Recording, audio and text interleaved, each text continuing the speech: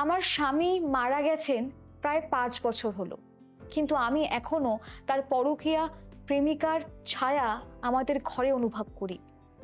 আমি শান্তি পাচ্ছি না কেন? তো একে বলা হয় কি জানো? অবশিষ্টাংশ শক্তি, রিসিডুল এনার্জি।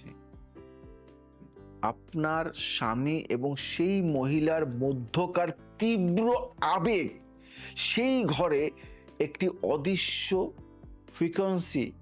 ফ্রিকোয়েন্সি তৈরি করে রেখেছে। আত্মা চলে গেলেও মানুষের কামনা ও লালসার স্পন্দন দেওয়ালে আটকে থাকে।